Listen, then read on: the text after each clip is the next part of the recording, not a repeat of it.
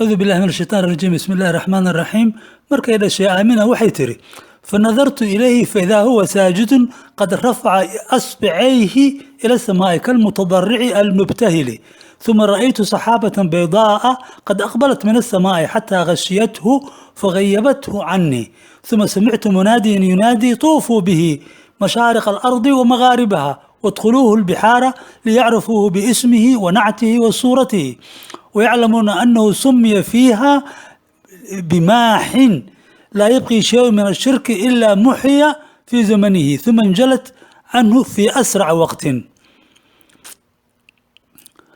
markaasaan waxaan arkay markaasaan dhugtay mase waaba isagoo sujuudsan uuna labada farood oo suulasha labada gacanood ku xiga ayadoo ay farihiisa intooda kala duuban yihiin oo ay laaban yihiin samada kor ugu qaaday oo uu ugu fiiqay sida isagoo sallallahu alayhi wa alihi wasallam isu jijabinaya ilaahay tacaala isuna duleynaya oo tukanaya ilaahayna baryaya.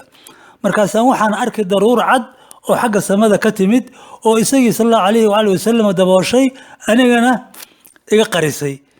kadibna waxaan maqlay mid dhawaaqa oo leh kula dawaafa oo kula wareega oo geeya oo soo mariya arliga qorax ka soo bixiisa iyo qorax u dhiciisa waxaadna gelisaan badaha si ay magaciisa ugu aqoodaan oo ah almaaxi ayna u aqoodaan tilmaamihiisa iyo ekaanshihiisa baduhu markay ku aqoodaan saddexdaas oo kala ah magaciisa tilmaamihiisa iyo muuqaalkiisa waxay ogaanayaan in daraadood loogu bixiyay almaaxi maxaa yeelay gaalnimo waxba ka harimayaan ee waa ilaa tan zamankiisa la tirtiro.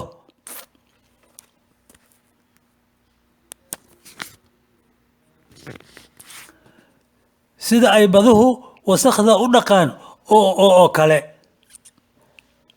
maaxi wuxuu ka yimid ereyga maxa oo ah waa tirtiray oo maaxi macnaheedu waxaa weeye midka tirtira. kadibna daruurtii way ka fayday. waa intaas xadiidka halkaasuu ku egyahay.